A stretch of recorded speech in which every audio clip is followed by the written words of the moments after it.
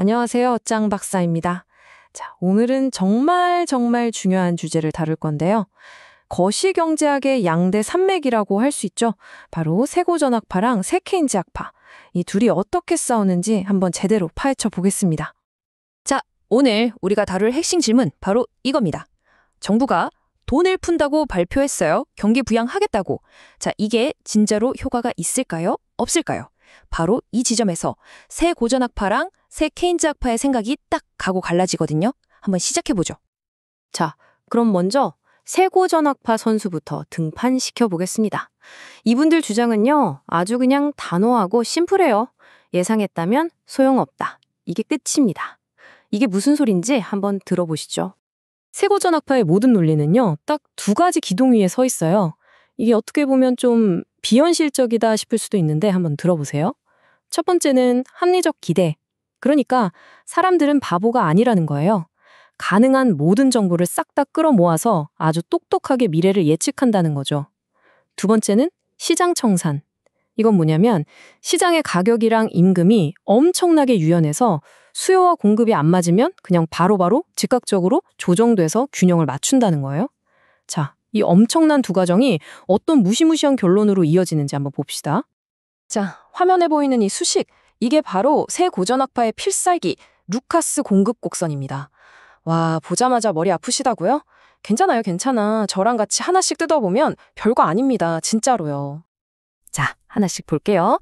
Y는 실제 총생산, Y에는 이 경제의 기초 체력, 그러니까 정상적인 상태에서의 총생산, 자연산 출량이라고 부르죠. 그리고 P는 실제 물가, P는 사람들이 예상한 물가예요. 여기서 알파는 그냥 얼마나 민감하게 반응하냐를 보여주는 숫자고요. 자, 그럼 이 식의 핵심이 뭘까요? 바로 저 괄호 안에 P-P 기의 부분입니다. 실제 물가랑 예상 물가의 차이. 이걸 경제학에서는 서프라이즈, 즉 놀람이라고 불러요. 이 놀람이 있어야만 실제 생산량 Y가 정상 수준 YN에서 벗어날 수 있다는 거예요. 다시 말해서 경제로 움직이는 유일한 힘은 뭐다? 바로 예상치 못한 충격분이라는 거죠. 그러니까 이 수식에서 가장 중요한 진짜 핵심은 바로 저 예상오류항 P/P에입니다. 딱 이것만 기억하시면 돼요. 이 값이 0보다 크거나 작아야, 즉 사람들이 예상을 틀려야 경제가 원래 있어야 할 자리에서 벗어나서 생산량이 늘거나 준다는 거예요. 만약에 모두가 물가를 정확하게 예측해서 P랑 P가 똑같다. 그럼 저 괄호 안이 0이 되니까 Y는 그냥 YN이랑 똑같아지는 거죠. 아무 일도 일어나지 않아요. 이해되시죠? 놀람이 없으면 경제는 평온하다. 자, 이 간단한 수식에서부터 정말 어마어마한 주장이 나옵니다. 새 고전학파를 유명하게 만든 바로 그 결론, 정책 무력성 명제입니다. 이게 뭐냐? 정부 정책이 아무 쓸모 없다는 거예요. 왜 그런 결론이 나오는지 한번 보시죠. 자, 시나리오를 한번 그려볼게요. 정부가 여러분 힘드시죠? 저희가 돈을 풀어서 경기를 살리겠습니다. 하고 대대적으로 발표를 합니다. 이게 1단계예요. 그럼 총수요 곡선이 오른쪽으로 이동할 거라는 건 다들 알겠죠? 자, 2단계. 합리적인 우리들은 이 소식을 듣자마자 어떻게 생각할까요? 시중에 돈이 풀린다고? 그럼 물가가 오르겠네? 하고 바로 예상 물가, PE를 올려버립니다. 3단계, 시장의 가격과 임금은 엄청 유연하다고 했죠? 그러니까 실제 물가 P도 사람들이 예상한 만큼 싹 올라버려요. 결국 어떻게 되죠? P랑 P가 똑같아져요. 놀람이 있어요, 없어요? 없죠? 0이죠? 그럼 4단계, 최종 결과는 루카스 공급 곡선에 따르면 Y는 YN에 그대로 머물러 있고 뭐만 올랐죠? 네, 물가만 오른 겁니다. 정부는 좋은 일 하려고 했는데 생산량은 그대로고 물가만 폭등한 꼴이 되는 거예요. 바로 이겁니다. 새 고전학파가 하고 싶은 말이. 예상된 정책은 물가만 올릴 뿐 생산이나 고용 같은 실물 경제에는 단기적으로조차 아무런 영향을 주지 못한다. 아주 강력한 주장이죠. 한마디로 정부가 뭘 할지 미리 알려주면 그 정책은 그냥 꽝이라는 겁니다. 그럼 잠깐만요. 만약에 정부가 아무도 모르게 정말 깜짝 정책을 쓰면 어떻게 될까요? 그때는 효과가 좀 있지 않을까요? 네, 맞습니다. 바로 그 깜짝 정책의 효과를 보여주는 건데요.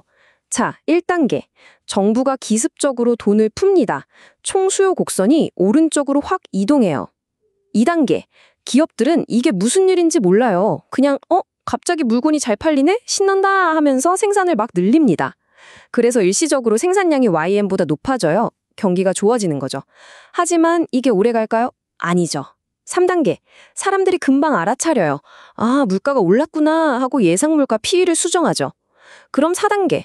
노동자들도 임금 올려달라 할 거고 결국 총 공급 곡선이 위로 이동하면서 경제는 다시 원래의 생산량 YN 수준으로 돌아가 버립니다. 남는 건 뭐다? 더 높아진 물가뿐이다. 그러니까 결론은 이거예요. 깜짝 정책은 분명 효과가 있긴 있어요. 근데 그게 아주 잠깐이라는 거죠. 불꽃놀이처럼 펑 하고 터졌다가 금방 사라지는 것처럼요. 왜냐? 똑똑한 사람들은 한 번 속지 두 번은 안 속거든요. 정부가 자꾸 깜짝 쇼를 하면 사람들은 또 저러는구나 하고 이제 그것마저 예상해버리겠죠. 그럼 더 이상 깜짝이 아니게 되는 겁니다. 자, 여기까지가 새 고전학파의 주장입니다. 굉장히 논리적이고 깔끔하죠? 근데 마음 한구석에 이런 생각이 들지 않으세요? 근데 진짜 현실 세계의 가격이 그렇게 칼같이 바로바로 움직이나? 바로 이 의문, 이 지점에서 새 케인즈 학파가 잠깐만요 하고 등판합니다. 바로 이 가격이 유연한가 아닌가 하는 지점이 두 학파의 가장 큰 싸움터예요. 자, 이제 2라운드입니다. 새 케인즈 학파의 반격이 시작됩니다. 이분들의 무기는 아주 간단하면서도 강력해요. 현실은 당신들 생각처럼 그렇게 깔끔하지 않아. 가격은 끈적끈적하다고. 재밌는 건요. 새 케인즈 학파도 새 고전 학파에 사람들은 합리적으로 기대한다는 가정에는 동의를 해요. 그래, 사람들 똑똑한 거 인정. 이렇게요. 근데 딱 하나를 태클 겁니다. 바로 가격 경직성이라는 개념이에요. 현실 세계에서는 임금 계약이라든지 식당 메뉴판 바꾸는 비용, 즉 메뉴 비용 같은 것들 때문에 가격이 즉각적으로 바뀌지 못하고 끈적끈적하게 움직인다는 거죠. 이게 바로 결정적인 차이입니다. 자, 이 가격 경직성이라는 작은 조미료 하나가 어떻게 결과를 180도 바꾸는지 한번 보세요. 1단계, 정부가 똑같이 돈 풀겠습니다 하고 발표를 합니다. 2단계, 사람들도 똑같이 물가 오르겠네 하고 예상을 해요. 자, 근데 여기서부터 달라집니다. 현실의 기업들은 당장 가격을 못 올려요. 왜? 이미 1년짜리 공급 계약이 맺어져 있고 메뉴판 새로 인쇄하기도 귀찮고 돈 들고 가격이 끈적끈적하게 묶여있다는 거죠. 3단계, 그럼 어떻게 될까요? 가격은 그대로인데 사려는 사람은 많아졌어요. 그럼 기업들은 이때다 하고 가격을 올리는 대신 생산량을 늘려서 물건을 더 팔겠죠? 바로 그 결과 4단계, 모두가 예상한 정책이었음에도 불구하고 단기적으로는 실제 생산량이 늘어나는, 즉 경기 부양 효과가 나타난다는 겁니다. 바로 이겁니다.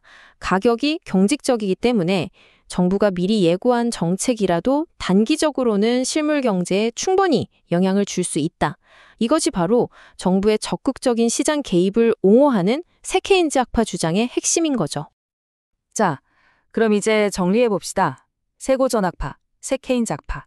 이 세 개의 대결, 과연 승자는 누구일까요? 사실 이건 누가 이겼다라고 말하기가 좀 애매해요. 왜냐하면 언제 이야기를 하느냐에 따라 답이 달라지거든요. 자, 이 표를 보시면 한눈에 정리가 되실 겁니다. 이거 시험에 진짜 잘 나오니까 꼭 기억해 두세요. 예상된 정책의 효과에 대해서 단기적으로는 새 고전 학파는 효과 없다 X, 새 케인즈 학파는 효과 있다 O로 의견이 갈리죠? 이게 핵심 차이점이에요. 하지만 장기적으로 보면 어때요? 둘 다 효과 없다 X로 의견이 똑같습니다. 그러니까 결국 이 두 학파의 치열한 싸움은 단기에 대한 이야기인 거예요. 단기적으로 정부 정책이 효과가 있냐 없냐를 두고 싸우는 거죠. 하지만 경제가 결국 시간이 지나면 원래의 자리, 저 자연 산출량 수준으로 돌아갈 거라는 장기적인 그림에 대해서는 둘 다 동의를 한다는 점. 이게 또 아주 중요한 포인트입니다. 자, 오늘 내용이 좀 빡셌죠? 이 어려운 내용을 따라오시느라 정말 고생 많으셨습니다. 수업을 마치기 전에 지금 이 순간에도 열심히 책상에 앉아있는 우리 수험생 여러분들께 꼭 드리고 싶은 말씀이 있어요. 경제학, 솔직히 어렵죠. 저도 압니다. 공부하다 보면 내가 이걸 왜 하고 있나 싶고 막막할 때도 있을 거예요. 하지만 여러분, 절대 포기하지 마세요. 지금 여러분이 배우는 이 개념 하나하나가 세상을 보는 눈을 뜨게 해주는 정말 강력한 무기가 될 겁니다. 여러분은 지금 그 무기를 하나씩 장착하고 있는 거예요. 정말 잘하고 계십니다. 그리고 공부하다가 혼자 끙끙 앓지 마세요. 오늘 배운 내용 중에 이 부분은 도저히 이해가 안 된다 하는 게 있거나 다른 궁금한 점이 생기면요. 망설이지 말고 바로 네이버 카페 짱박사 경제학 스터디로 오세요. 거기에는 이미 여러분과 같은 고민을 했던 수많은 질문과 답변들이 데이터베이스처럼 쌓여 있고요. 또 우리 정말 능력 있고 친절하신 조교님들, 그리고 저 짱박사가 여러분을 두 팔 벌려 기다리고 있습니다. 혼자 가면 힘들지만 함께 가면 길이 되잖아요. 우리 같이 공부하면서 서로 힘이 되어주는 그런 공간이니까요. 꼭 찾아와 주세요. 자, 그럼 오늘 수업은 여기까지 하고요. 다음 시간에 더 유익한 내용으로 다시 찾아뵙겠습니다. 여러분 화이팅!